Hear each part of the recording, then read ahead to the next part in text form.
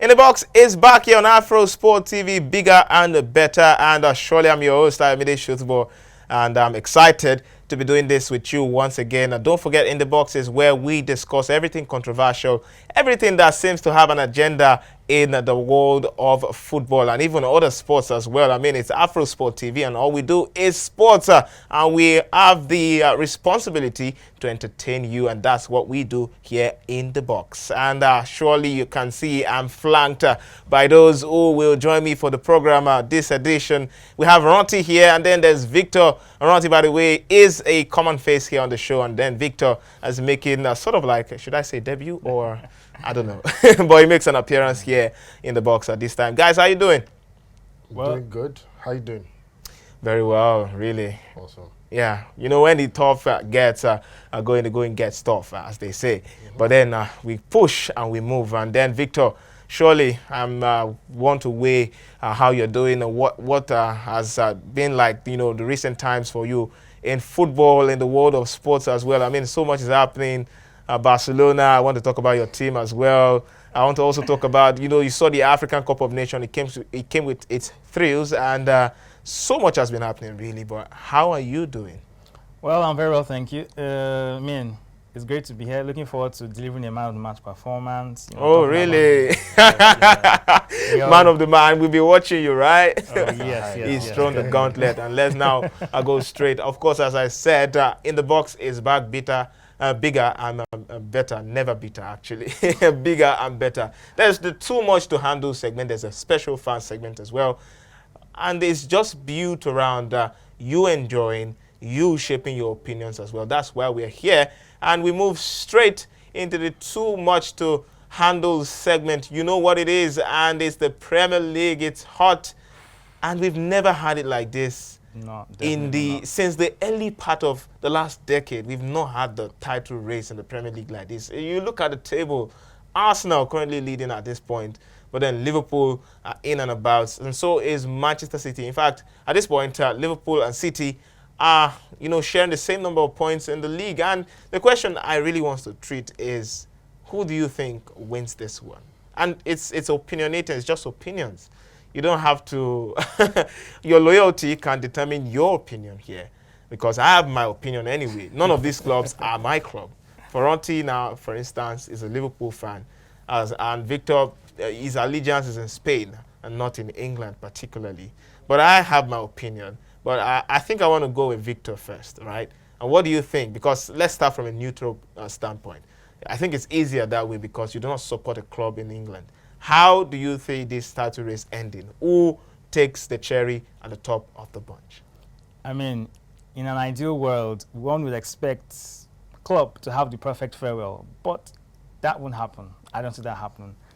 This year, next year, or even if he decides to come back to the Premier League, it's not happening anytime soon because the Guardiola army are gunning for that title. Oh, so you're going City? City all the way. I was right when I said that his allegiance is in Spain. I mean, maybe particularly Catalonia, and you can see Pep Guardiola is from that part of Spain, and you can see where his allegiance are. I didn't lie. The greatest of all time is here to make Don't start the Premier League. No. Don't. I'm not League. going to go there. We are not going to go there.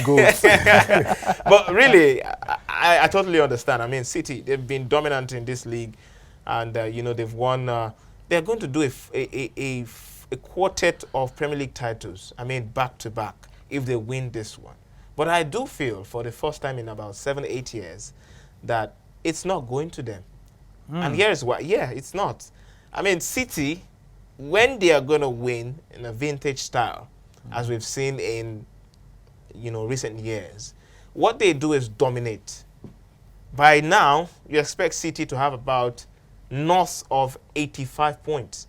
But you look at the table and they have 67, joint with Liverpool, who I think will win this time, because Liverpool, there's something about that team. When you watch football, when I watch football, I like to see a team with spirit, with bite, with character. Liverpool are not playing particularly the best football amongst the three.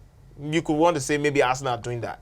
Yeah. If it's about fantastic football, the brand, the style of play, Arsenal have it right now. But Liverpool, somehow, they know how to win games.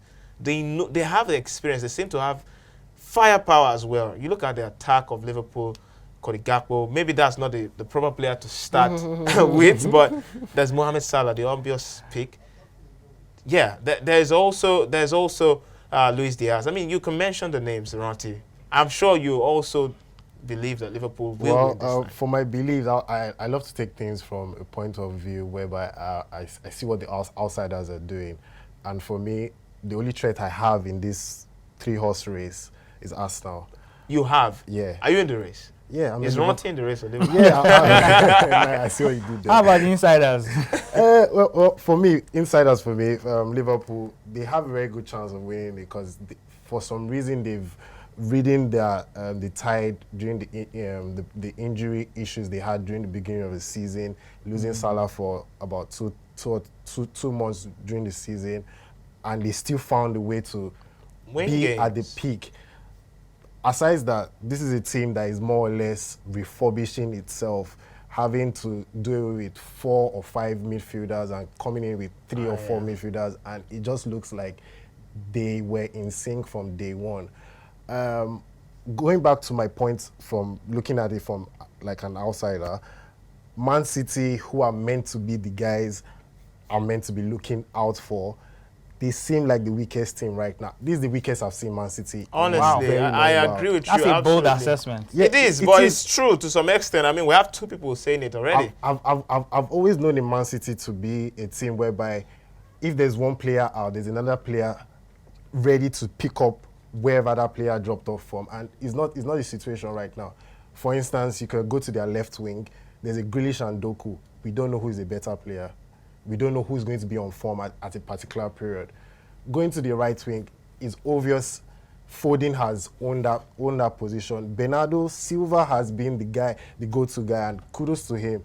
He almost left during the summer window, and Guardiola had his ways of convincing him to stay, and I feel that's one of the key points, one of the key things Guardiola did during the summer, keeping Bernardo Silva. He lost some star players, and trust me, the signing over the summer wasn't Man City X. I don't think this recruitment from the summer was the best. Yeah, it wasn't. In the last 5 years from For City. me, it wasn't. Arsenal, on the other hand, they look like a learned fighter. What a way to class there. Yeah, and it's funny that amongst us 3 here, no one is particularly giving Arsenal the chance. I mean, we did in last season, and maybe rightly so at the end. But how about now? They're looking proper. Yeah, they're looking proper, but there's this one thing about Arsenal over the years. They tend to buckle. And once you keep buckling over the year, you just need to prove to everybody. You're right about buckling. I want to ask Victor, by the way. I'm wondering, do you think they did against City? I mean, and do you think that's the start of their buckling, the bottling also? Because against City, I've watched Arsenal play City in the last 2 years. And Arsenal have been more of that team that pressures City. We didn't see that over the weekend when Arsenal plays City. Do you worry for them right now? So for the first time in a while, I would congratulate Mikel Arteta for how he has developed this team, because that performance against City was displayed excellently well, in the sense that City had only how many shots? A shot on target or 2 shots on target from 12 attempts. Yeah. And at the Etihad, you know, teams will be dismantled with the firepower that City have, right? Now, Arteta is a pragmatic coach as much as he's also a tactical coach. He has learned from experience. Please don't glorify him too much. I mean, I'm not his biggest fan. And there's a certain right? Xabi Alonso somewhere, please. Exactly, there's that. Right? Don't But try I'm not and his biggest fan. increase or pump up his ego. Arteta has done a great job with this team, but from what I saw with that Arsenal team, they look just a bit above what they did last season. But the jury is still out for them, because there's still a potential bottling job lying ahead in the next 2 or 3 fixtures. They I have, hope they prove have me some wrong. very difficult fixtures. They still Yes, have they to do. play Chelsea. They do. They still have to play Man United. do. These 2 teams now are not particularly high-flying, but they would take an interest in trying to, you know, decide how that race ends. I'm talking about the 3-horse race. Yeah, exactly. And with Saka having to, sit out a couple of matches, 1 or 2, there's that question mark over his fitness. In the tail end of the season, how fit do you want your golden boy to be? Yeah. Martinelli this season hasn't lived up to the expectations of last Also season. the standards Also he the set, standard yeah. he set for himself from last season. Trossard, well, there's a dip in form here, thereabout. Gabriel Jesus, not really sure whether he's a striker, a roaming striker, a defensive striker, or No definition. no striker at all. Right. And then there's Liverpool, who have their players returning from injury just at the right time. Jota, Szoboszlai. I mean, they seem primed for the title, but then again, I stick with my choice. Okay. You Been meant there, done that. Pep Guardiola is going to retain that title. I don't think so. But then let's leave talk about the Premier League. The Champions League is also there. We know the draws for the quarterfinals already. Arsenal will face Bayern Munich. Real Madrid will entertain Manchester City. Arsenal and City are also in the Champions League running as well. I don't know if that could be a factor, but Liverpool are also in the Europa League, by the way. And I don't want to sing that song. But you know the song already. Then there's also teams like Atletico Madrid also taking an interest, and then there's interesting matchups really. And I don't think also that we've had it more difficult. I think it's a defining moment in football now, because particularly since a certain Lionel Messi and Cristiano Ronaldo left, you look at the scoring charts, you look at the individual charts, and there are differences. Even for a certain Erling Haaland, it's different from last season. What we saw from him, scoring over 50 goals, breaking records here and there. But now, in the Champions League, you look at the top scorer, we've got to the quarterfinals, and they have just about 6-7 goals. It's not something we're used to over the last 10 years, you know. But hey, we're talking about the Champions League now. Yeah. I mean, it's a proper quarterfinal round. It's a proper fixtures of games. But have you seen enough to determine who the favorites could be now? For me, I haven't seen enough. The favorite has always been Real Madrid. I haven't seen enough. As I said, Man City, they look like a less strong team compared to last season when they won it. Bayern Munich are looking like a Dortmund in red and white. Is not looking all beautiful for them, despite them having Kane and Kim scoring the number of goals he has scored so far this season. It hasn't looked so good for Bayern Munich in the league, and we know their aim right now is the Champions League, winning the Champions League, which they've not done in quite a while. But with the whole issue from the coaching staff, the boardroom, and the likes, is not just looking good for them. Arsenal, for me, it just feels like, how do I put this? The easiest way for me to put this is just, it feels like a Leicester winning the Premier League, what year? I think 2015 or so. It is a new hunting ground for them, and no matter where they finish, if they end up in the quarterfinals, it's a success. So they have nothing to lose and everything to win. And going up against a Bayern Munich side, I feel that's a test they actually need to test their confidence, test their mental. Do you think they passed that test against Bayern Munich? I mean, it's more of a psychological contest. 2 years ago, if they don't, there will be no issues. But this year, if they don't, there will be big question marks. It's to test. They will question themselves. It will question their confidence, their mentality. The coach will probably lose it in the dressing room, because we know where Bayern Munich. I've seen him do in some documentaries. Exactly. But anyways, let's consider the full fixtures of the quarterfinals. Arsenal against Bayern Munich. We said enough about that already. And then there's Real Madrid versus Manchester City, who have met themselves about 4 times in the last 2 years. There's Paris Saint-Germain versus Barcelona. Remember Le Ramantanda? I mean, it was a fantastic one the last time both sides met. Do we have a second episode of that? Maybe. And then there's Atletico Madrid versus Dortmund. It looks not the most important fixture on paper, but who knows? I mean, how far these two teams can go. But I want us to take straight predictions. Real Madrid, Manchester City. It's a flurry of stars on display in that one. Two teams who know themselves.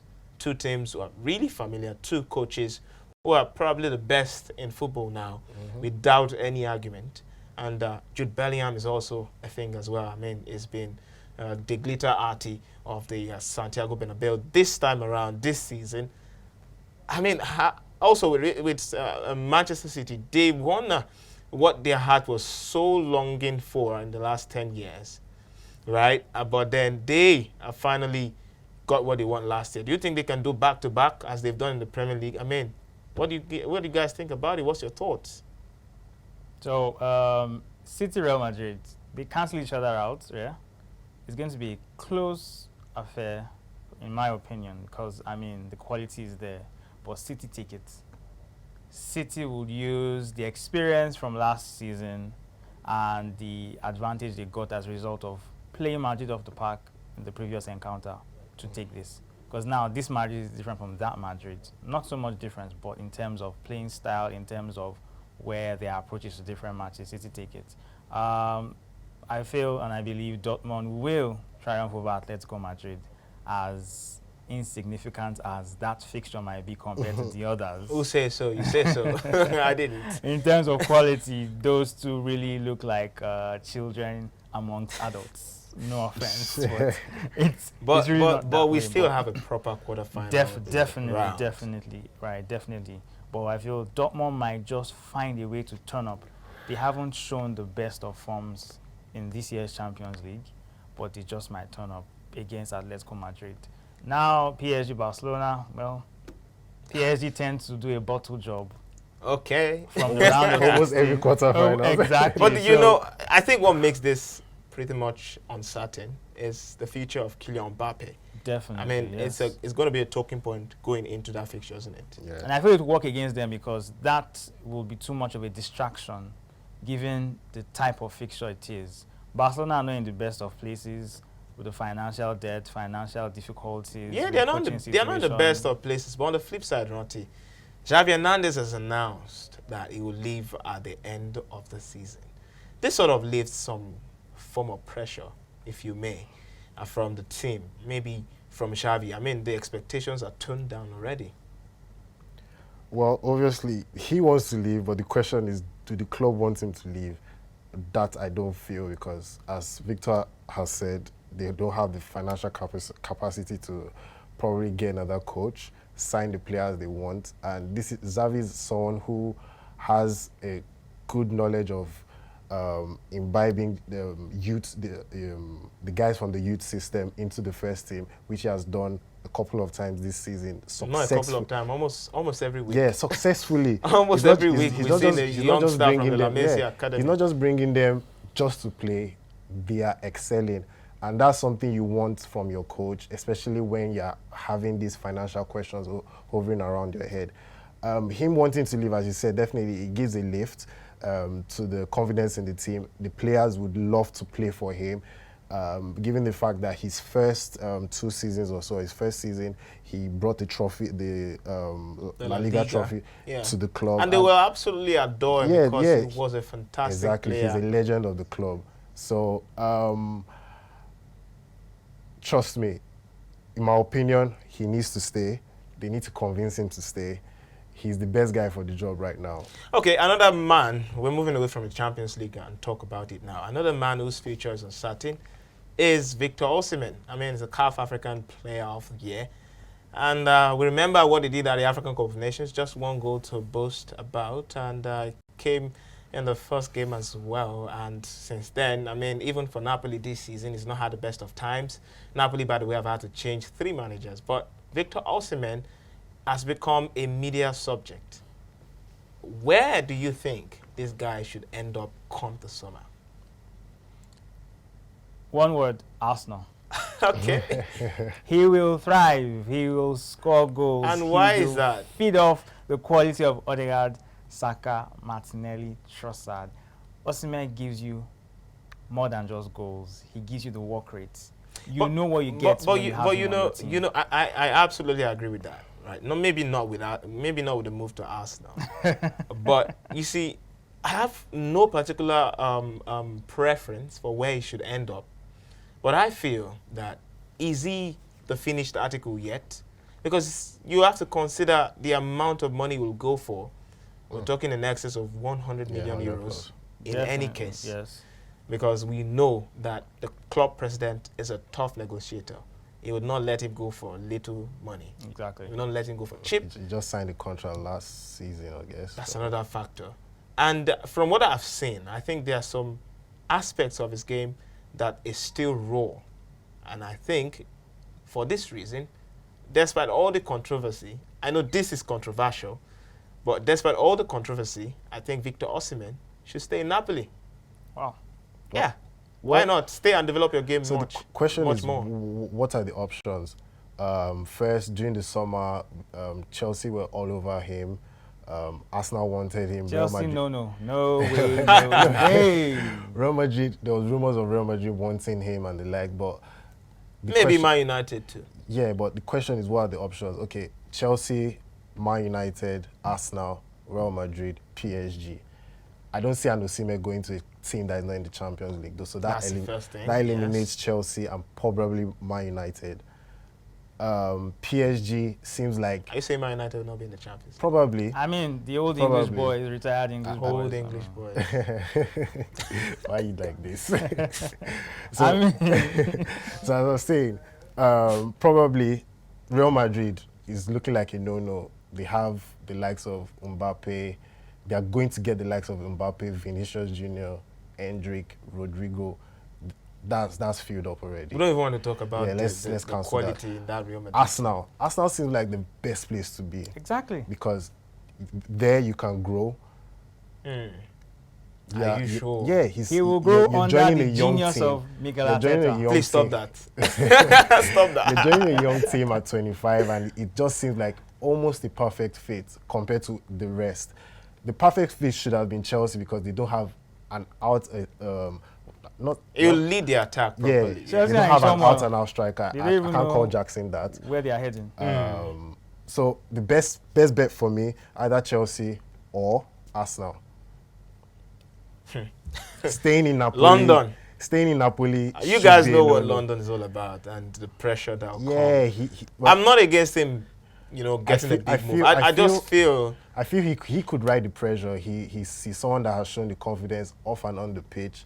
it's the Premier League. Yeah, well, he did it for Nigeria with Ronti, one it's the goal. Premier If you League. never try, you never know. Well, It's the Premier exactly. League. You Well, have to beat the best, to beat the best. and Real Madrid too. I mean, you consider that, well, they are now stacked up. Even with the options you mentioned, the Endrick and all that, they probably don't have that out-and-out number 9 profile in that Yeah, in the mix. front line. So it looks like there's a move there. Well- But the question is, even away from England, even away from the Premier League, could he handle the pressure that comes? Ask Cristiano Ronaldo. Ask players who have done the white jersey of the White Angels. Do you think it's easy to represent such club of magnitude, such club of pedigree? And all these teams we've mentioned have the same kind of stature. Maybe not up to Real Madrid, but these are the best teams in the world. If you flop, then Well, everything you're saying now could fizzle out. Do you think? Well, exactly. I could remember when you said if you flop, then I can remember Nikola Jovic going to Real Madrid from Stuttgart, and we all know the I don't know how story. that turned out. So he was all banging in the German league and got to Real Madrid and was a ghost. So Osimhen in Real Madrid tactically doesn't fit. Let's say the truth. Yeah, doesn't. Are you saying Carlo Ancelotti would not find a way to use him? He prefers the 4-4-2 diamond, and Osimhen is more like the lone man up front chasing 4 defenders at will. So it just doesn't fit in Real Madrid, especially with the likes of stars they have lined up joining them this summer. As I said, Arsenal or Chelsea. Okay, maybe Arsenal or Chelsea. Well, there's no argument. Victor Osimhen is the president of Nigerian football. Victor Osimhen is the African Player of the Year, and he probably will get it right. We hope he does. Now let's, do a bit of nostalgia here and go back to the past, because we are entering into the fan segment here on In the Box, and surely it's a debate. I'm going to engage both of you, and the question is, you love Nigerian football, don't you? Both of you. So who do you think is the bigger legend? Is it one called Kanu, or the man they had to name twice, J.J. Okocha? Wow, that's a tough one. That's a really tough one, right? And, well, camps and fans will be divided based on these opinions. But one thing's for sure. Kanu has done his best bets, or done his bits to be named among the greats, the Nigerian greats, as a legend. Or maybe I put this better and easier for you, all right? So if you were coaches, who would you rather? They are like-for-like players in some ways. I mean, they are central attacking midfielders, mostly. Yeah. If you were to pick one of them in your team, who would you pick over the other? Ranti. Okay. So now I can see a lot of formulas. Exactly. Okay, Formula One. If I'm in a team or coaching a team whereby I have to sell shirts to for financial purposes and the likes, for the flair and glamorous nature of football, I will go for J.J. Okocha. He has done it over the years. He was a star in PSG, star in Bolton. He's legendary, no doubt. But if I'm going for a player that is going to impact my football positively, and when I say positively, he's going to bring in the youngsters into the play, bring in the old guard in the team into the play. Just that little nexus that bridges the gap between the midfield and the attack fluently. No glamorous. I wish I could swear. So are you trying to say that Kanu is the man for all seasons for you? Yeah, exactly. And you go with him? Yeah, exactly. He brings elegance to your everything. team. Well, for me, interestingly, I'll go for JJ because, I mean, football is all about entertainment. And that's what we brought to you here, and that's where we're ending the fan segment. And thank you very much for watching In The Box. We'll surely be back to your screens very soon. And you can stick around watching all our content on all our social media platforms. My name is Ayomide Shotabo. To the guys, Victor and also Ranti, thank you for making it. And as a unit, we say goodbye and God bless.